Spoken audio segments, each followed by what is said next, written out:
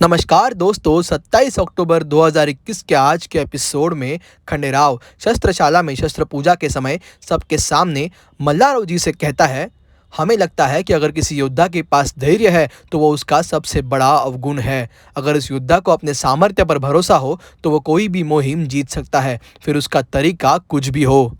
योद्धा का लक्ष्य हमेशा यही रहना चाहिए कि उसे दुश्मन को मात देनी है। और इसी मौके का फायदा उठाते हुए गुणोजी खंडेराव के पास आकर कहता है, बड़े सरकार आप चिंता मत कीजिए, उम्र के साथ साथ खंडेराव की परिपक्वता, उसकी सोच की परिपक्वता बढ़ जाएगी। अभी उम्र ही क्या है हमारे युवराज की, और आप फिक्र मत कीजिए, खंडेराव की सोच में परिपक्वता आएगी, इसकी जिम्मेदारी हम लेते हैं। और उसी समय इस विषय को समाप्त करने के लिए गौतमा मल्लाराव जी के पास आकर कहती है, आप अंदर चलिए ना, हमें अंदर जाके सोना भी तो लूटना है। ऐसा कहकर वाड़े के सभी लोग वाड़े के अंदर चले जाते हैं और वाड़े के अंदर आने के बाद सभी लोग एक दूसरे को सोना देने लगते हैं। सोना यानी आपटे के पत्ते देने लगते हैं। एक दूसरे को आपटे के पत्ते देकर, एक दूसरे को दशहरे की शुभकामनाएं देकर सभी लोग हंसी खुशी इस त्योहार को मनाने लगते हैं। द्वारका भी गौतमा को आपटे का पत्ता देने आती है और पत्ता देने के बाद वो कहती है, अक्का साहेब,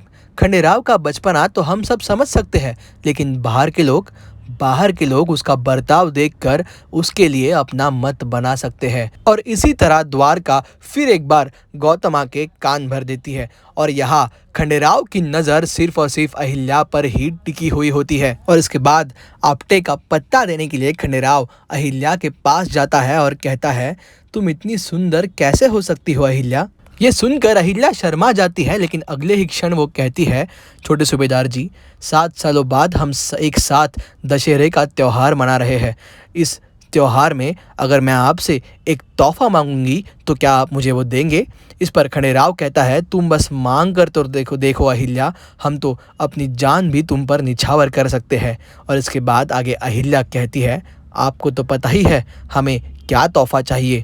खंडेराव को इस बात का पता चल जाता है कि अहिल्या शराब की उस बुरी आदत के बारे में बात कर रही है। और ये बात सुनते ही खंडेराव कुछ चिढ़कर अहिल्या से कहता है, खुशी के मौके को बेरंग करना कोई तुमसे सीखे अहिल्या, तुम और तुम्हारी जिद। ऐसा कहकर खंडेराव चिढ़कर वहाँ से निकल जाने लगता है। और उतने में ही गौतमा पीछे से खंडेराव को आवाज़ देती है और कहती है, क्या अपने बाबा साहेब को आपटे का पत्ता नहीं दोगे खंडेराव। और इसके बाद खंडेराव बाबा साहेब यानी मल्लाराव जी को आपटे का पत्ता देने के लिए आगे आता है। और इसके बाद बाबा साहेब यानी मल्लाराव और खंडेराव एक दूसरे को आपटे का पत्ता देते हैं और एक दूसरे को गले लगाते हैं। लेकिन दोस्तों, खंडेराव भले ही बाबा साहेब के पैर छूकर उनका आशीर्वाद लेता है और उनके गले लगता है, लेकिन उसका चेहरा देखकर ये साफ पता चल जाता है कि वो बस एक औपचारिकता कर रहा है। और इसके बाद तुरंत खंडेराव वहाँ से निकल जाता है। और दोस्तों, इसके बाद अहिल्या जब गौतमा रानी साहेब को आपटे का पत्ता देने आती है, तब खुशी से वो आपटे का पत्ता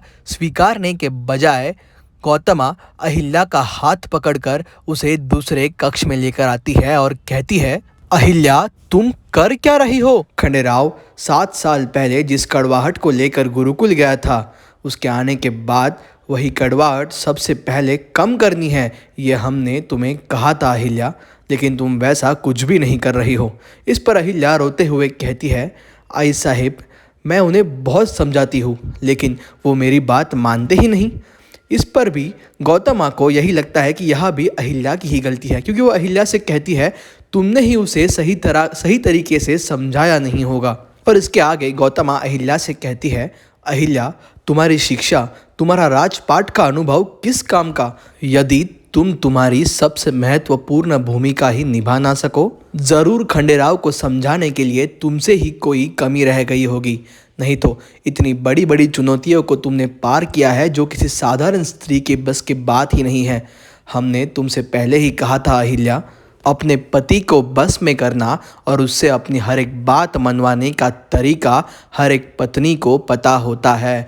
और अगर तुम अभी तक उस तरीके को खोज नहीं पाई हो तो पत्नी के रूप में तुम असफल हो अहिल्या। और इसके बाद गौतमा अहिल्या से कहती है, अहिल्या, एक माँ के दिल को दिलासा देकर तुम उसका भरोसा तोड़ रही हो, ये तुम अच्छा नहीं कर रही हो। ऐसा कहकर गौतम महारानी साहिब वहाँ से निकल जाती है और यहाँ बेचारी अहिल्या की आंखों में से आंसू आने लगते हैं। और इसके बाद बेचारी अहिल्या रोते रोते रसोई घर में आती है और रोते रोते ही खाना बनाने लगती है। लेकिन अहिल्या का ध्यान रसोई घर में होता ही नहीं। उसके मन में तो बस यही विचार शुरू हो जाते हैं कि यहाँ खंडेराव अपनी इस बुरी आदत को छोड़ नहीं रहा और वहाँ गौतम महारानी साहिब भी मुझसे रूठी हुई है। और यहाँ हरकू रानी साहिब खंडेराव को मिलकर उसे ये समझाती है कि अहिल्या पहले कैसी थी, लेकिन जब से तुम आए हो तब से अहिल्या कुछ खोई खोई सी रहती है और अभी तो हमने अहिल्या को रोते हुए भी देखा है।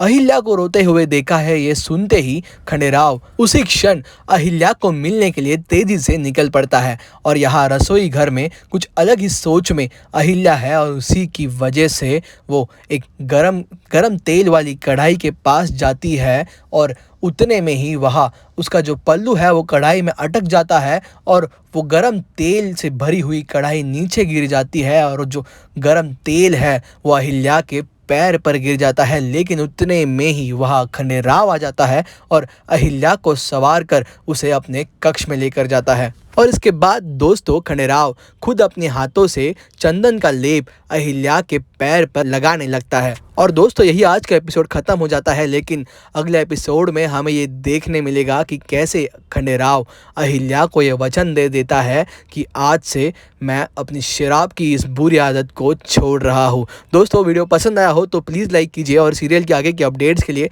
चैनल को सब्सक्राइब करना मत भूलिए। धन्यवाद।